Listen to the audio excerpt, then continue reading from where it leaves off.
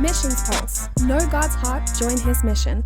By the way, I have to point out that 51% of churchgoers in America as of March 2018, according to Barna Research, they did this research, 51% of churchgoers in America did not know what the Great Commission was. So I should pause and say the Great Commission, that is Matthew 28, Jesus sending out, like C. Anderson here has been sharing about, go and make disciples of all nations, baptizing them in the name of the Father and Son, just teaching them, etc. Matthew 28, you could also see it in, say, Acts 1:8. You'll be my disciples or my witnesses in Jerusalem, Judea, Samaria, and the ends of the earth.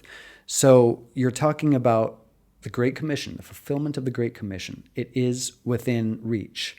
You go back to the turn of the 20th century, let's say, and the byword or the watchword of the student volunteer movement, the evangelization of the world in this generation. Is that really possible? Are we really able to, or is the fulfillment of the Great Commission that every people has an opportunity to hear the gospel really within reach today? I believe it is, and yet I think there are some strategic shifts that must take place in our mind. And in the way we do church globally, if that's to happen. They're happening. Those shifts are taking place. I'm encouraged by that. But one of them is what we've been talking about here, that every disciple embraces their role as a disciple maker. I think it sounds too simple. It sounds simple, and yet how many people don't? How many people absolutely consider it enough to be a church member? Sure. I attend church on Sunday, that's enough, and they don't take on that responsibility to engage in disciple making and see that they can. And no offense to those who just attend church, but how boring.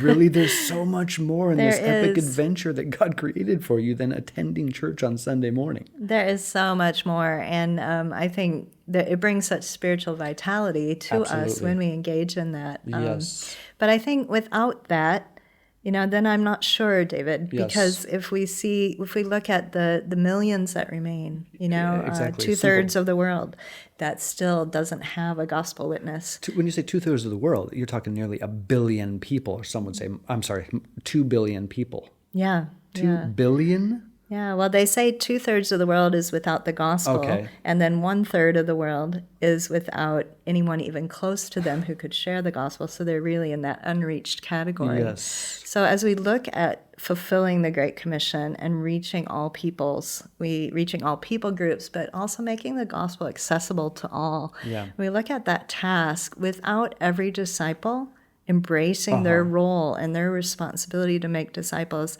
I'm not sure that'll happen. I think it's a key, critical shift, and that's why I'm so passionate about promoting this, that people would embrace, I can make disciples. I'm busy. I don't have money. Maybe I don't even speak other languages, but I can make disciples. Amen. And that's what that course is really all about, is to help missionaries who, missionaries, we get really busy. Yes. We're busy with lots of good things. Or just simply trying to visa in your country. Trying to get your visa, trying to buy groceries and vegetables, but how can we be more missional? Yes. In what we do? Yeah. Actually, not exhaust yourself with all this work, but naturally, relationally make disciples. Right.